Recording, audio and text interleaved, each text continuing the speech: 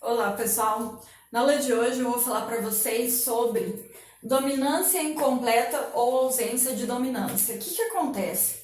Nas aulas anteriores, vocês tinham visto o conteúdo sobre primeira lei de Mendel e em seguida a gente vai entrar em segunda lei de Mendel.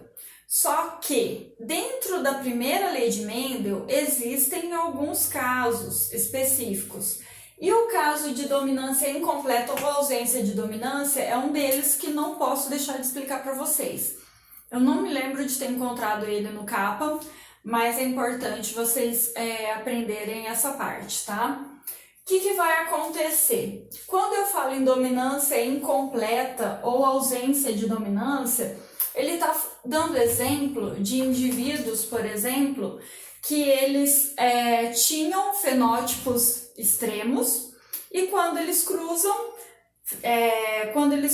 o que acontece? A gente encontra um fenótipo intermediário. Tá? Então, o que acontece aqui? Eu tenho um exemplo para vocês de uma... Isso acontece muito com a flor de Mirabilis, tá? Então, aqui eu tenho um exemplo de uma flor vermelha que foi cruzada com uma flor branca, dando origem 100% das flores rosas, tá? Então, aqui, ó, eu tenho dois fenótipos extremos. Os fenótipos são extremos, no momento em que eu cruzo, eu tenho um fenótipo intermediário, tá? Aí, se eu pegar e cruzar, fizer um retrocruzamento aqui, eu cruzar essa flor rosa, tá? Com flor rosa. O que eu vou ter aqui? Eu vou ter Vzão, Vzão, Vzão, Bzão, Vzão, Bzão e Bzão, Bzão, tá? Nesse caso, eu não tenho um caso de dominância, onde um alelo vai dominar o outro. Então, aqui eu não tenho caso de dominância, onde um alelo dominou o outro. O que acontece? Ninguém domina ninguém aqui. Então, os fenótipos vão se misturar nesse caso aqui. Então, aqui eu tenho uma flor vermelha, tá? 1/4 das flores são vermelhas, nesse caso aqui. Aqui eu tenho 2/4 das flores, ou metade, né? 2/4, pensei 2/4, escrevi 1/4. 2/4 das flores vão ser rosa. E aqui eu tenho 1/4 branca, tá? Nesse caso, gente, o meu fenótipo tá igual ao meu genótipo, tá? Deixa eu só melhorar aqui esse número 2, porque ele ficou muito... Parece que eu tô escrevendo outra coisa. Então, nesse caso aqui, o meu fenótipo ficou igual ao meu genótipo, tá? Em caso de dominância incompleta ou ausência de dominância.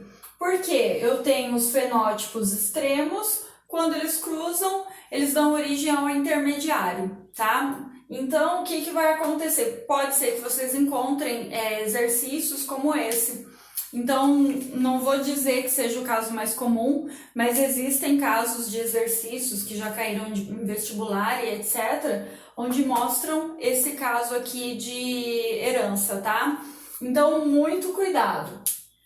Quando eu tenho fenótipos extremos e eu cruzo, dando origem a um fenótipo intermediário, isso significa que eu tenho uma dominância incompleta, uma herança, né, de dominância incompleta ou ausência de dominância. Tá dentro da primeira lei de Mendel, tá?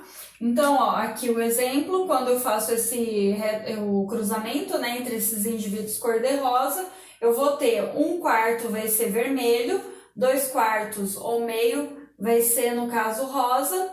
E aqui, deixa eu só por aqui, ó, vermelho. Aqui eu tenho rosa. Fica bem na frente, né? Mas é só um pouquinho. E aqui eu tenho branco. Tá? Aqui eu tenho branco. Beleza? Então, esses são os casos aqui dessa herança de dominância incompleta ou ausência de dominância, tá bom?